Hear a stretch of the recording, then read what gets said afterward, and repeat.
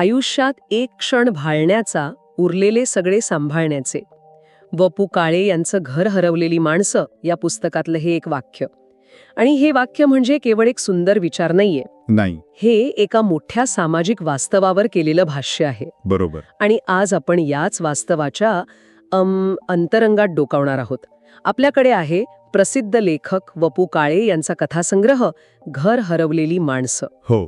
आणि आजचा आपला उद्देश फक्त या कथांचा आढावा घेणं नाहीये, तर त्या कथांमधून लेखक घर या संकल्पनेकडे, त्यातील माणसांच्या नात्यांकडे, त्यांच्या तुटण्या जुळल्याकडे कोणत्या नजरेनं पाहतात हे समजून घेणं आहे. अगदी.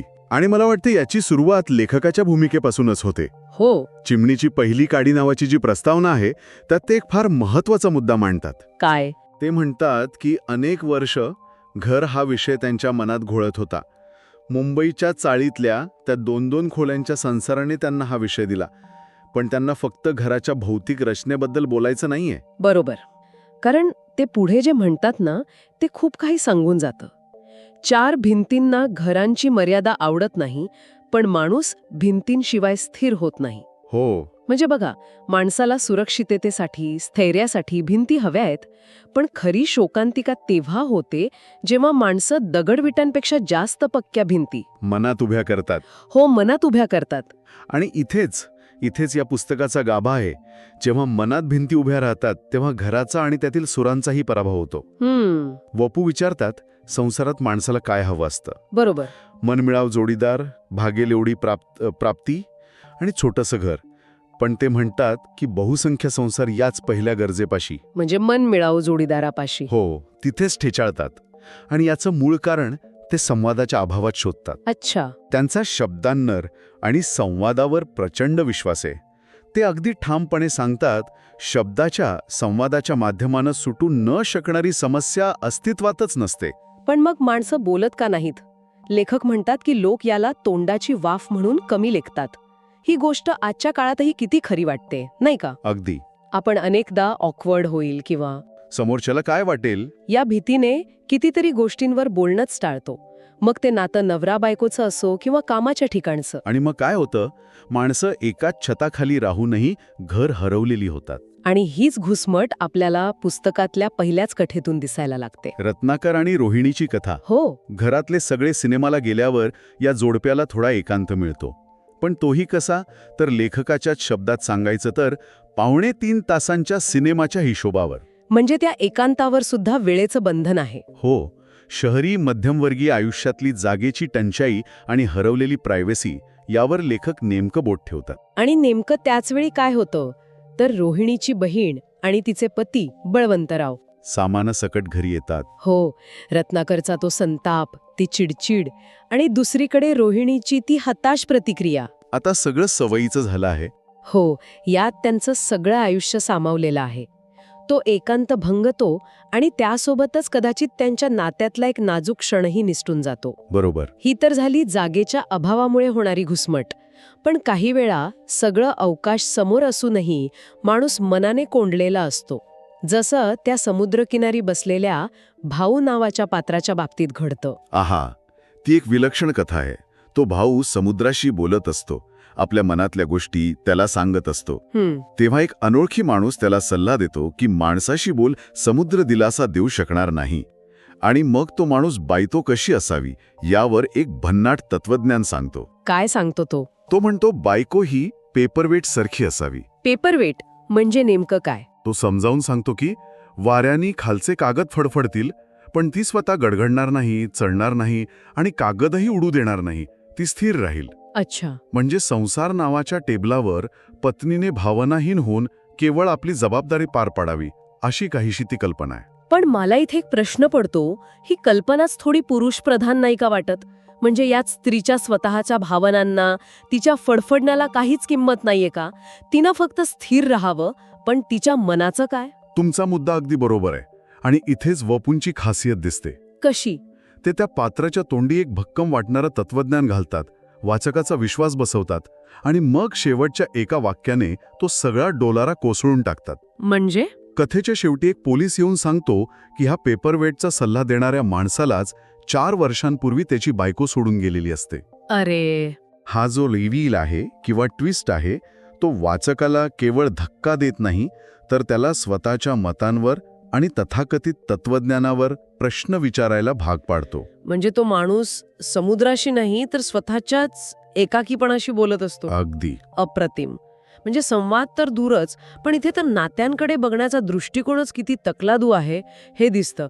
आणि हाच तकलादूपणा आपल्याला सुषमा आणि तिचा नवरा जगदीश यांच्या कथेत एका वेगळ्याच रूपात भेटतो. हो, जगदीश एक प्रतिभावान पण कमालीचा बेजबाबदार फोटोग्राफर. हो ना, तो ग्राहकांना दिलेला शब्द कधीच पाळत नाही. हो, एका प्रसंगात तर घाणेकर नावाच्या ग्राहकाच्या नातवाच्या वाढदिवसाचे फोटो तो 6 महिने देत नाही, सारखी कारणं सांगत राहतो. आणि त्याची पत्नी सुषमा ही सगळी सारवासारव करत असते. ती नोकरी करते, घर चालवते. आणि जगदीशच्या प्रतिभेला खतपाणीही घालते. या कथेत सुषमाचे बॉस आहेत देवकुळे. ते एक महत्वाचं पात्र म्हणून येतात. बरोबर. ते जगदीशची प्रतिभा ओळखतात आणि त्याला कंपनीच्या खर्चाने परदेशात प्रशिक्षणासाठी पाठवतात. त्यानंतर सुषमा आणि देवकुळे यांच्यात एक नातं तयार होतं. पण मला वाटतं कथेचा खरा कळस तेव्हा गाठला जातो जेव्हा जगदीश परदेशातून परत येतो. अगदी 4 महिन्यांनी परत आल्यावरही जगदीशच्या स्वभावात काहीच फरक पडलेला नसतो. तो पुन्हा तितकाच बेजबाबदार वागतो. आणि तेव्हा सुषमा एक अत्यंत धाडसी निर्णय घेते. हो, ती आपल्या चांगल्या पगाराच्या नोकरीचा राजीनामा देते. खरं सांगायचं तर सुषमाचा तो निर्णय मला पहिल्यांदा वाचताना खूप टोकाचा वाटला होता. म्हणजे आपलं करिअर, आपली आर्थिक सुरक्षितता पणावा लावून नवऱ्याला धडा शिकवणं. पण कदाचित त्या परिस्थितीत तिच्याकडे दुसरा पर्यायच नव्हता, नाही का? तिला हे जाणवतं की जोपर्यंत ती सेफ्टी नेट म्हणून उभी आहे तोपर्यंत जगदीश कधीच जबाबदारी घेणार नाही. बरोबर. नी तो आपल्या पद्धतीनं वाढवण दाखवावा. त्यांनी उपाशी ठेवलं तर उपाशी राहीन, पण त्यांना पळू देणार नाही. वाव. एका स्त्रीने स्वतःच्या अस्तित्वाची लढाई लढण्यासाठी घेतलेली ही झेप खरोखरच वाचण्यासारखी आहे. हे एका अर्थाने घर पुन्हा मिळवण्याचा प्रयत्न आहे, पण एका वेगळ्या मार्गाने. अगदी.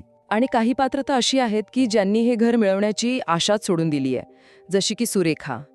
तिची कथा वाचल्यावर अंगावर काटा येतो. हो, तिच्या वाटेला आलेले अनुभवच इतके भीषण आहेत की तिची प्रेम करण्याची क्षमताच नाहीशी होते. म्हणजे काय होतं तिच्यासोबत? 15 वर्षांपासून अंथरुणाला खेळलेले पॅरालिसिस झालेले वडील, वाया गेलेला भाऊ आणि ऐनवेळी सोडून गेलेला प्रियकर कुमार, या सगळ्या अनुभवांमुळे ती आतून पूर्णपणे कोरडी, भावनाशून्य होते. अरे रे. ती फक्त जबाबदाऱ्या पार पाडणारा एक यंत्र बनते. पण तिचं हे भावना शून्य होणं हे केवळ परिस्थितीमुळे आहे की हा तिचा एक काय म्हणतात त्याला बचावात्मक पवित्रा आहे?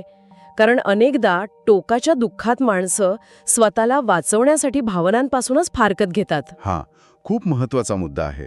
कारण जेव्हा श्रीकांत नावाचा तिचा सहकारी तिच्यावर प्रेम व्यक्त करतो तेव्हा ती त्याला जवळ ओढून घेते. पण तो अनुभव घेताना ती पूर्णपणे थंड असते, निर्विकार असते. बापरे. लेखक लिहितात, तिच्याजवळ काहीच राहिलेलं नाही हे याला कळलं. हेच ते घर हरवलेपण आहे. म्हणजे घरात माणसं आहेत, जबाबदाऱ्या आहेत, पण भावनांचा ओलावा, जगण्याचा जो चार्म असतो तो संपलेला आहे. अगदी. तो चार्म संपलेला आहे. आणि हाच चार्म संपल्याचा अनुभव गायिका मनीषाच्या कथेतही येतो. हो. पण एका वेगळ्या संदर्भात. तिच्याकडे प्रतिभा आहे, यश आहे, पैसा आहे, सगळं आहे. हो. पण तिचे आई-वडील तिच्या कलेलाच एक व्यवसाय बनवतात. अच्छा. तिच्यासाठी गाणं हे आत्मिक समाधान नाहीये, तर ते आईवडिलांच्या महत्वाकांक्षा पूर्ण करण्याचं एक साधन आहे. तिला प्रेम म्हणजे काहीच कळत नाही. तिच्या आयुष्यात शब्दांपेक्षा सुरांनाच इतकं महत्त्व दिलेलं असतं की तिला भावना व्यक्त करायला शब्दच सापडत नाहीत. अरे. ती तिच्या मैत्रिणीला पत्रात एक खूप भेदक प्रश्न विचारते. जे आपण आयुभर करत आलो ते नीरस ठरवायची शिक्कात आहे, तेच का ग प्रेम? म्हणजे प्रेम तिच्यासाठी इतकं परकं आहे की ते तिच्या आयुष्यभराच्या साधनेला, तिच्या गाण्याला नीरस ठरवू शकतं, ही कल्पनाच तिला हादरवून टाकते. बरोबर. म्हणजे इथेही संवादाचा अभावच आहे. पण हा अभाव शब्दांचा नाही तर भावनांच्या देवाणघेवाणीचा आहे. घरात असूनही भावनिकरित्या निराधार असलेली ही पात्र खूप अस्वस्थ करतात. हो. आणि लेखकाने एका कथेत गजासोमण नावाच्या पात्राच्या तोंडी एक प्रश्न विचारलाय. सगळं आहे तरी चाम संपलाय. हा चाम कसा मिळणार? हाच प्रश्न आहे. लोकांकडे नोकरी आहे, घर आहे, टीव्ही फ्रीज आहे, पण तरीही आयुष्यात काहीतरी हरवल्यासारखं वाटतंय. मध्ये पत्ते खेळून क्षणिक आनंद मिळवतं, कोणी भजनी मंडळात रमतं, तर कोणी लॉटरीचं तिकीट काढून थ्रिलिंग काहीतरी घडण्याची वाट पाहतं. हो. लेखक या छोट्या छोट्या प्रयत्नांचं कौतुक करतात, पण त्यामागची अस्वस्थताही तितक्याच प्रभावीपणे अधोरेखित करतात. या संग्रहात प्रेरणा नावाची एक डॉक्टर आहे, जी आज सगळ्यांपेक्षा खूप वेगळी वाटते. ती धाडसी आहे, स्वतंत्र आहे. हो, पण तिचा नवरा निखिल, तो मात्र सतत घाबरलेला, इन्सिक्युअर असतो. प्रेरणा त्याच्या प्रत्येक भ्याडपणाला सामोरी जाते, त्याला धीर देते, त्याला आधार देते. पण एका क्षणी तिच्या लक्षात येतं की तो तिच्या या कणखरपणाचा केवळ फायदा घेतोय. म्हणजे तिच्या शरीरावर हक्क गाजवण्यापलीकडे त्या नात्यात काहीच उरलेलं नाही. ती त्याला पशु म्हणते. हे जे नात्यांमधलं वैषम्य आहे, ही अपेक्षा आणि वास्तवातली दरी लेखक फार प्रभावीपणे मांडतात. बरोबर. माणसं प्रेमाची, संसाराची एक सुंदर कल्पना मनात रंगवतात, पण प्रत्यक्षात त्यांना तडजोडी, संवादहीनता आणि एकटेपणा ह्याच गोष्टींचा सामना करावा लागतो. खरंय. एकंदरीत घर हरवलेली माणसं हे केवळ कथांचं पुस्तक नाही, तर ते नात्यांच्या आरशासारखं आहे. अगदी. यात दिसणारी माणसं, त्यांचे संघर्ष, त्यांच्या अपेक्षा आणि त्यांच्या अपुरेपणाची भावना आजही कुठेतरी तितकीच खरी वाटते. हो. आणि वपूंची भाषा इतकी सोपी, ओघवती आणि थेट काळजाला भिडणारी आहे. हो ना. ते दैनंदिन जीवनातील लहान सहान प्रसंगातून मोठं तत्वज्ञान सांगतात. म्हणूनच ही पात्र आपल्याला परकी वाटत नाहीत. अगदी. आणि हे पुस्तक वाचून झाल्यावर जाता जाता एक विचार मनात येतो. काय? लेखकाने हे चित्रण एका ठराविक काळातल्या, म्हणजे साधारणतः 70-80च्या दशकातल्या शहरी मध्यमवर्गीय समाजाचं केलं आहे. हो. आज जग खूप बदललं आहे. आपल्याकडे अभिव्यक्तीची, संवादाची माध्यमं वाढली आहेत. स्त्रिया अधिक स्वावलंबी झाल्या आहेत. तर मग प्रश्न हा आहे की आजच्या काळात घरांची आणि नात्यांची ही समीकरणं खरंच बदलली आहेत की फक्त त्यांचं स्वरूप बदललं आहे? बरोबर. आजही मनातल्या भिंती तितक्याच उंच आहेत का? आजही माणसं सोशल मीडियावर परफेक्ट फॅमिलीचे फोटो टाकून आतून तितकीच एकटी आहेत का? हाच तो प्रश्न आहे ज्यावर प्रत्येकाने विचार करायला हवा. आणि मला वाटतं या पुस्तकाचं हेच यश आहे की ते आपल्याला स्वतःच्या आयुष्याकडे, आपल्या नात्यांकडे आणि आपल्या घराकडे पुन्हा एकदा नव्याने पाहायला भाग पाडतं. आणि म्हणूनच अधिक सखोल अनुभवासाठी हे पुस्तक प्रत्येकाने मुळातून वाचायलाच हवं. नक्कीच. कारण प्रत्येक वाचकासाठी या कथांचा आणि त्यातील पात्रांचा अर्थ वेगळा असू शकतो. ही पात्र कदाचित तुम्हाला तुमच्याच आयुष्यातल्या एखाद्या वळणावर भेटतील. अशाच सोप्या शब्दांतील आणि विचार करायला लावणाऱ्या चर्चांसाठी आमच्यासोबत जोडलेले रहा. पुन्हा भेटूया एका नवीन विषयावर, एका नवीन सखोल चर्चेसह.